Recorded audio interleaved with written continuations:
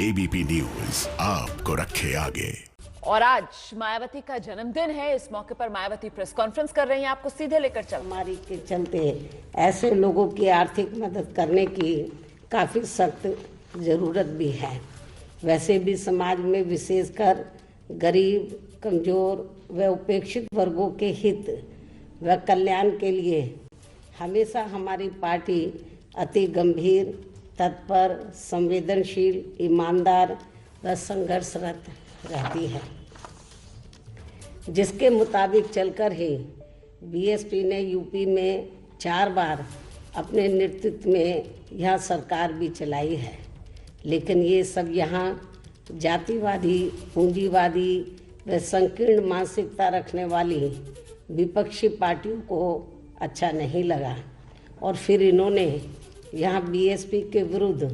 अंदर अंदर एक होकर वह किस्म किस्म के साम, दाम, दंड भेद आदि अनेकों हथकंडे इस्तेमाल करके हमारी पार्टी को आगे सत्ता में आने से रोका है। और अब तो ये विरोधी पार्टियां षड्यंत्र के तहत खासकर कमज़ोर वर्गों में से स्वार्थी किस्म के लोगों की खरीद फरोख्त करके वह पर्दे के पीछे से उनके जरिए अनेकों संगठन एवं पार्टियां आदि बनवा के तथा अपने फ़ायदे के हिसाब से चुनाव में उनके उम्मीदवार उतार कर इनका अर्थात कमज़ोर वर्गों के लोगों का वोट बांटने में लगी हुई हैं ताकि बीएसपी के उम्मीदवार सफल ना हो सके। और फिर ये पार्टियां अंग्रेज़ों की फूट डालो राज करो की नीति की तरह ही हमेशा यहाँ कमज़ोर व उपेक्षित वर्गों के ऊपर राज करके इनका शोषण व उत्पीड़न आदि करती रही हैं। लेकिन इनके इस हथकंडे को भी बीएसपी के लोगों को कामयाब नहीं होने देना है, बल्कि अपनी फिर से यहाँ खुद की सरकार बनाने के लिए इन्हें पूर्ण रूप से आशावादी बनकर व इसके जवाब में इनको अपने कमज़ोर एवं उपेक्षित वर्गों के वोटों को किसी भी कीमत पर बंटने व बिकने नहीं देना है। अर्थात इनके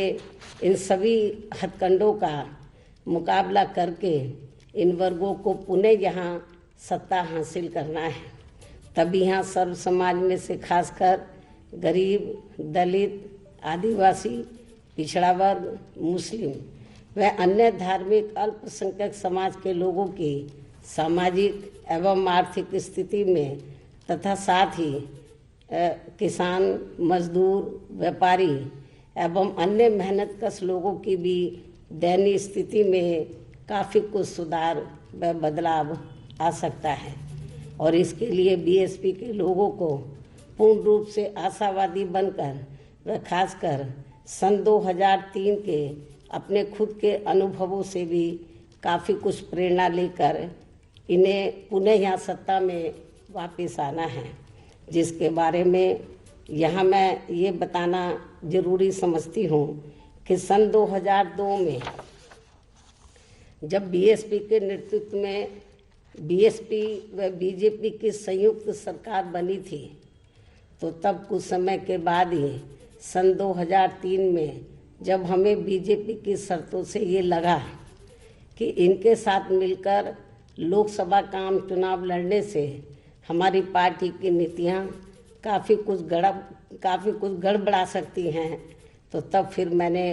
उस समय अपनी पार्टी व मूवमेंट के हित में लगभग 16 महीनों की चली सरकार के दौरान ही अपने मुख्यमंत्री के पद व अपनी सरकार को खुद ही छोड़ दिया था। तो तब उस समय हमारी पार्टी के लोग काफ़ी निराश हो गए थे। लेकिन जब मैंने उनको ये समझाया, पार्टी के कैडर को ये समझाया कि राजनीति में कुर्सी व सत्ता बड़ी नहीं होती है, बल्कि उससे बड़ी पार्टी व उसकी नीतियाँ एवं सिद्धांत होते हैं, और इस मामले में हमें अपने संतों, गुरुओं व महापुरुषों के संघर्षों से भी काफ़ी कुछ सबक सीखना चाहिए। तो तब फिर उस दौरान हमारी पार्टी के लोग धीरे धीरे अपनी निराशा को छोड़कर व आशावादी बनकर यहाँ के लिए अपने बलबूते पर अपनी सरकार बनाने के लिए पूरे जी जान से जुट गए थे, जिसके कारण फिर सन 2007 में बीएसपी की अकेले अपने बलबूते पर ही खुद की सरकार बन गई थी। कहने का तात्पर्य ये है कि हमें राजनीति में कुर्सी व सत्ता के लालच में आकर अपनी पार्टी की नीतियों व सिद्धांतों से कभी भी अलग नहीं होना है, बल्कि इनको प्राथमिकता देते हुए ही हमें आगे बढ़ना है। ना ही कभी निराश होकर इधर उधर भटकना है, बल्कि पूर्ण रूप से आशावादी बनकर सन 2007 की तरह ही फिर से यहाँ सत्ता को प्राप्त करना है। और अब मेरा यही कहना है कि यदि बीएसपी के लोग मेरी इन सभी बातों पर अमल करते हुए अपनी पार्टी को सन 2007 की तरह पुनः यहाँ सत्ता में लाते हैं, इसके साथ ही देश के अन्य सभी राज्यों में भी पार्टी को यूपी की तर्ज पर आगे बढ़ाते हैं, तो फिर ये ही इनका मेरे जन्मदिन के लिए खास तोहफा भी होगा। इतना ही नहीं, बल्कि आज मैं अपने जन्मदिन के खास मौके पर केंद्र सरकार से कुछ आग्रह भी करना चाहूँगी, जो ये है कि दिल्ली में किसान काफ़ी लंबे समय से अपनी मांगों को लेकर ज़बरदस्त आंदोलित है और उनकी मांगों को लेकर किसानों व केंद्र सरकार के बीच में कई बार वार्ता भी हो चुकी है, जो अभी तक नाकाम रही है और आज भी इनकी वार्ता होने वाली है, जिसको लेकर हमारी पार्टी आज पुनः ये अनुरोध करती है कि केंद्र सरकार को अब इनकी सभी मांगों को, जिसमें 3 कृषि कानून वापस लेना खास है, तो इनकी सभी मांगों को मान लेना चाहिए, तो ये बेहतर होगा, क्योंकि किसान अपने हित व अहित को अच्छी प्रकार से समझते हैं। इसके साथ ही यहाँ हमारी पार्टी का केंद्र सरकार से ये भी कहना है कि देश में कल से कोरोना टीकाकरण का अभियान शुरू हो रहा है, जिसका बीएसपी स्वागत भी करती है, लेकिन इसके साथ ही यहाँ हमारी पार्टी का ये भी विशेष अनुरोध है कि केंद्र की सरकार ये कोरोना वैक्सीन पूरे देश के आम लोगों को फ्री में ही दे, तो ये उचित होगा। और यदि केंद्र की सरकार हमारे इस विशेष अनुरोध को स्वीकार नहीं करती है, तो फिर ऐसी स्थिति में देश की सभी राज्य सरकारों को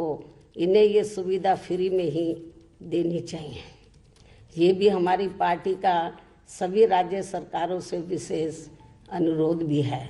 और इस मामले में मैं खासकर यूपी के लोगों को एडवांस में ही आज ये भी विश्वास दिलाना चाहती हूँ कि यदि केंद्र व यूपी की वर्तमान भाजपा सरकार भी यहाँ के आम लोगों को ये सुविधा फ्री में नहीं देते हैं, तो फिर इस बार यहाँ बीएसपी की सरकार बनने पर इन्हें ये सुविधा फ्री में ही दी जाएगी। किंतु फिर भी हमारी पार्टी यही चाहती है कि केंद्र की सरकार इन दोनों मामलों में, अर्थात किसानों व वैक्सीन के मामले में अपना जरूर सकारात्मक रवैया अपनाए, जिसका सभी को इंतज़ार भी है। इसके अलावा आज मैं अपने जन्मदिन के मौके पर ये भी स्पष्ट कर देना चाहती हूँ कि कुछ ही समय के बाद उत्तर प्रदेश व उत्तराखंड स्टेट में भी एक साथ यहाँ विधानसभा के आम चुनाव होने वाले हैं, लेकिन बीएसपी अब इन दोनों राज्यों में बिहार प्रदेश की तरह व लोकसभा आम चुनाव की तरह भी यहाँ किसी भी पार्टी के साथ किसी भी प्रकार का कोई भी चुनावी समझौता आदि नहीं करेगी। अर्थात इन दोनों राज्यों में हमारी पार्टी अकेले अपने बलबूते पर ही यहाँ सभी विधानसभा की सीटों पर पूरी तैयारी व दमदारी के साथ ये चुनाव लड़ेगी तथा अपनी सरकार भी बनाएगी। वैसे ये बात भी काफ़ी हद तक विदित है कि खासकर उत्तर प्रदेश में कांग्रेस व सपा के रहे शासनकाल में तथा वर्तमान में बीजेपी के चल रहे शासनकाल में भी इनकी नीतियां एवं कार्यशैली को अब यहाँ की जनता कतई भी पसंद नहीं कर रही है। यही स्थिति हमें उत्तराखंड प्रदेश में भी देखने के लिए मिल रही है। और अब इस मामले में यहाँ की जनता बीएसपी को ही सत्ता में लाने का अपना काफ़ी कुछ मन बना चुकी है, जिसकी हमारी पार्टी को पूरी उम्मीद भी है। इन्हीं ज़रूरी बातों के साथ ही अब मैं अपने जन्मदिन के खास मौके पर मेरे खुद के द्वारा लिखित पुस्तक मेरे संघर्षमय जीवन एवं बीएसपी मूवमेंट का सफरनामा का हिंदी व अंग्रेजी संस्करण भी, जो मुख्यतः एक वर्ष के भीतर पार्टी व मूवमेंट के कार्यकलापों व संघर्षों आदि का साफ सुथरा लेखा जोखा होता है, उसे भी जारी किया जाता है। जो ये पुस्तक खासकर वर्तमान में नई पीढ़ी व आगे आने वाली पीढ़ी के लिए भी काफ़ी प्रेरणादायक साबित होगी, ताकि मान्यवर श्री कांशीराम जी की कड़ी त्याग तपस्या व कठोर मेहनत से बनी बीएसपी की अम्बेडकरवादी व मानवतावादी मूवमेंट आगे ही बढ़ती रहे,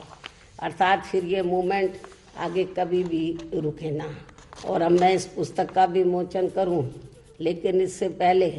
मैं पूरे देश भर में अपनी पार्टी के लोगों का व शुभचिंतकों का भी, जो इस बार मेरे जन्मदिन को कोरोना महामारी को विशेष ध्यान में रखकर व इसके कारण दुखी एवं पीड़ित चल रहे लोगों की मदद करने के खास उद्देश्य से इसे बहुत ही सादगी व संजीदगी से जन कल्याणकारी दिवस के रूप में मना रहे हैं, उन सभी का मैं पूरे तहे दिल से आभार प्रकट करती हूँ। साथ ही इस मौके पर भी आज मैं पुनः इन्हें नव वर्ष सन 2021 की अपनी हार्दिक शुभकामनाएं देती हूँ।